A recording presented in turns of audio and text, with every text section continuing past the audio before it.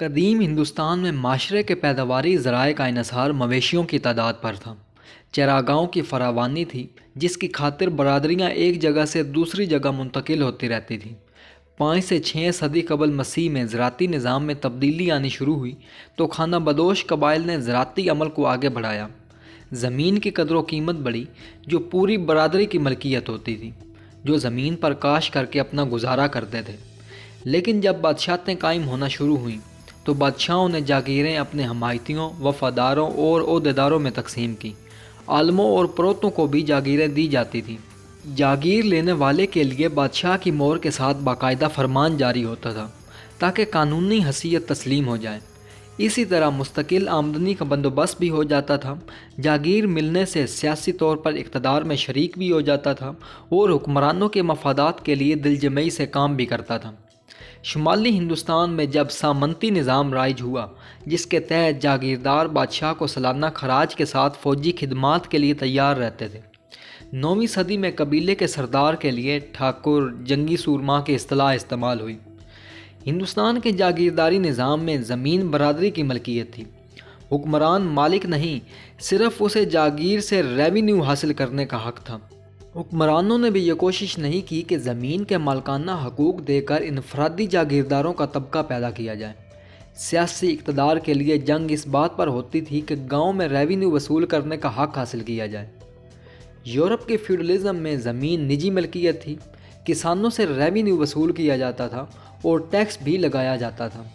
ہندوستان کے جاگیرداری نظام میں کسانوں کو گاؤں میں رہنے پر مجبور کیا گیا، اس لیے حکمرانوں کے بدلنے سے فیوڈل لاز بھی تبدیل کر دیے جاتے تھے۔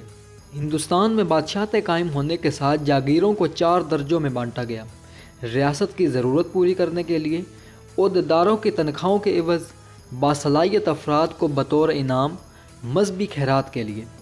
یہ زمینیں نجی ملکیت نہیں تھیں، صرف کاشت کرنے کا حق تھا۔ مسلمان حکمرانوں نے بھی خلیفہ دوم حضرت عمر رضی اللہ تعالیٰ عنہ کی روایت پر چلتے ہوئے زمین کے مالکانہ حقوق اس لیے نہیں دیے کہ اس سے آنے والی نسلوں کے حقوق غصب ہوں گے، جبکہ زمین کی آمدنی لوگوں کی فلاح و بہبود پر خرچ کی جائے۔ لیکن اقطاع کی زمین جو کاشت کے قابل نہیں تھی، جن لوگوں نے انہیں کاشت کے قابل بنایا، وہ ان کی موروثی ملکیت ہوئی اور یہ ٹیکس سے آزاد تھی۔ فوجی خدمات کے عوض ملنے والی جاگیر جو اقطاع کہلاتی تھی، اس کا سلسلہ آل بویہ کے دور حکومت میں شروع ہوا، جس کے متعلق مرکزی حکومت کے پاس مکمل تفصیل ہوتی تھی کہ زمین کتنی ہے، فوج کتنی ہے اور ریونیو کتنا وصول ہوتا ہے، اور اس سے اقطاع دار سے یہ توقع کی جاتی تھی کہ وہ زمین کا خیال رکھے گا اور زمین کی زرخیزی بڑھے گی، جو زمین موروثی نہیں تھی۔ سلجوقی عہد میں یہی سلسلہ جاری رہا، لیکن سلجوقی حکمران کمزور ہوئے تو اقطاع داروں نے زمین پر قبضہ کر کے اسے موروثی بنا دیا۔ انہوں نے جو دولت اکٹھی کی اور زور زبردستی زمینیں خریدیں، اسے وراثت میں شامل کر دیا اور کسانوں کو اپنی رعایا سمجھنا شروع کر دیا۔ گوری فاتحین کی آمد کے ساتھ اقتداری کے نظام میں زمین کو 3 حصوں میں تقسیم کیا گیا۔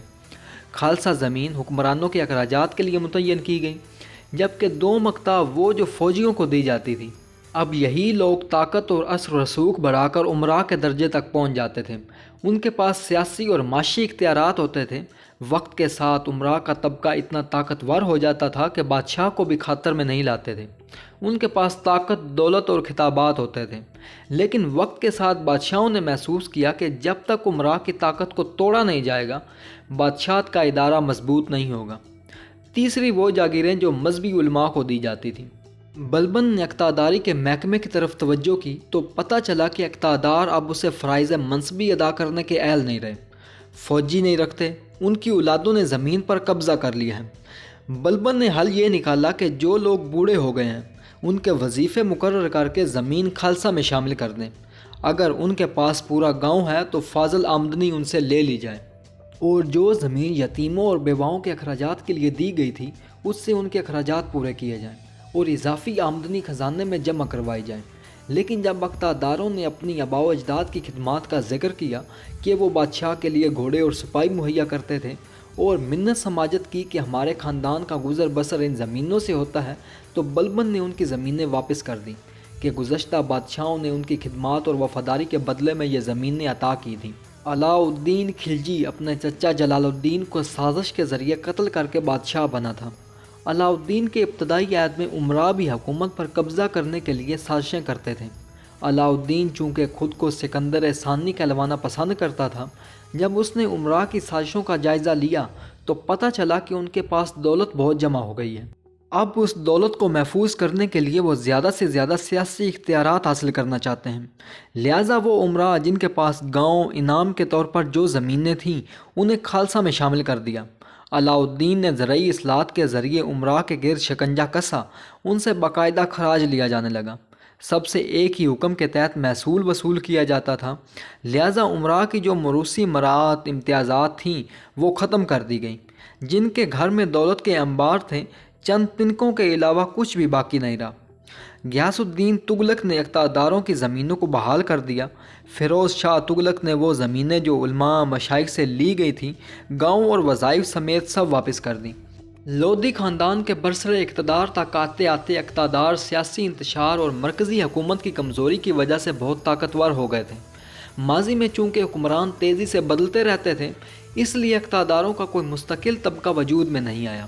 لودھی خاندان چونکہ پٹھان تھے، اس لیے انہوں نے دوسری ذات و نسل کے لوگوں پر اعتبار نہیں کیا۔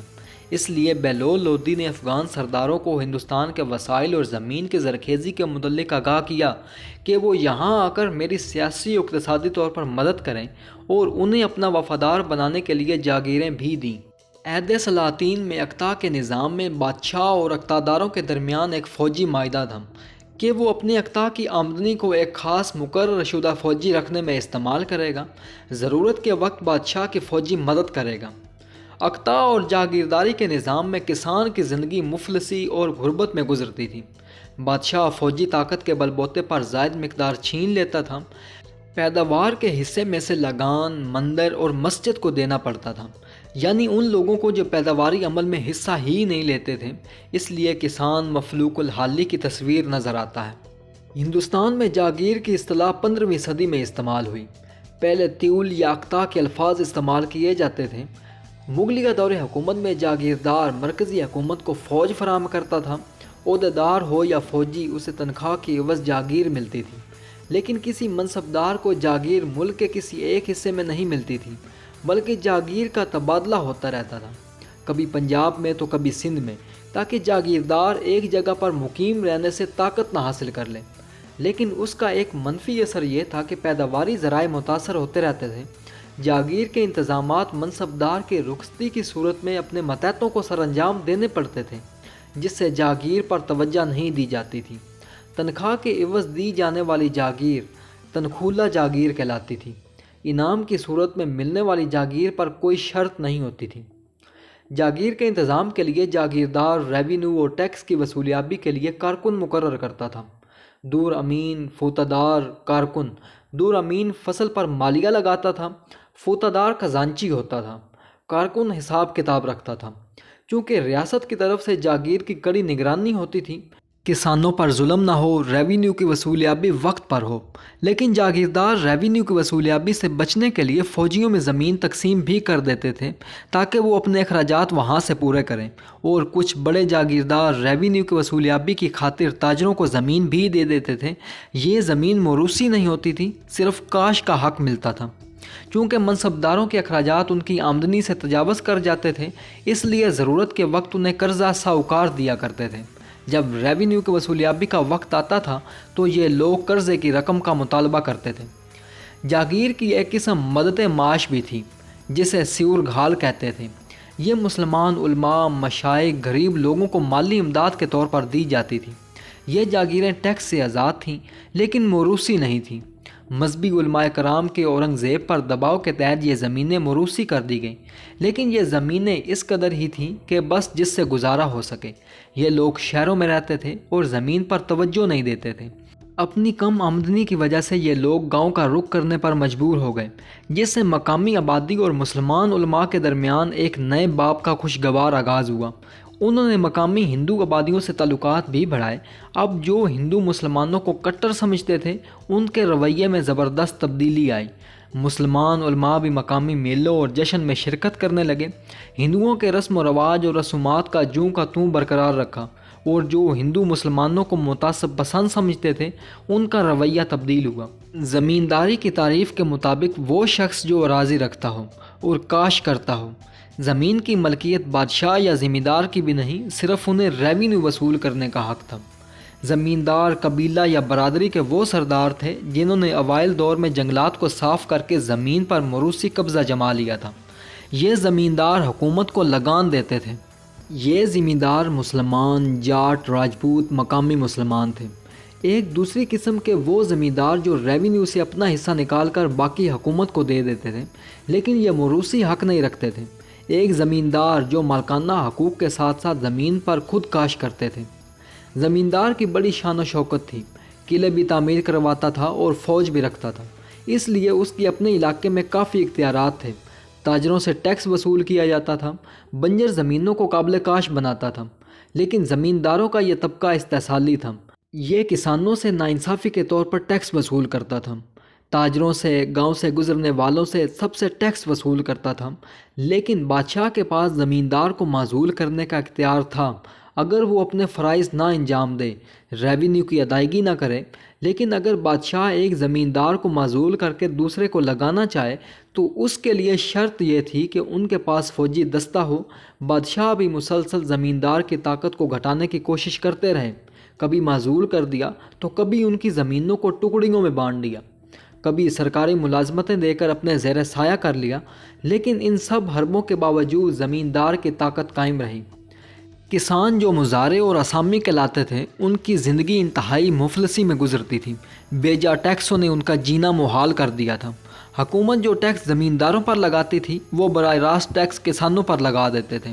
کسانوں کی ایک قسم رعیتی تھی جو زمینوں کی مالک تھی، انتظامیہ براہ راست ان سے ٹیکس وصول کرتی تھی۔ فیوڈل سیریز کی نیکسٹ ایپیسوڈ میں ہم آخری عہد مغلیہ میں جاگیرداری کے زوال کے متعلق بات کریں گے اور ہندوستان کی صوبائی ریاستوں اودھ، بنگال اور پنجاب کے متعلق جاگیرداری کے نظام کو زیر بحث لانے کی کوشش کریں گے۔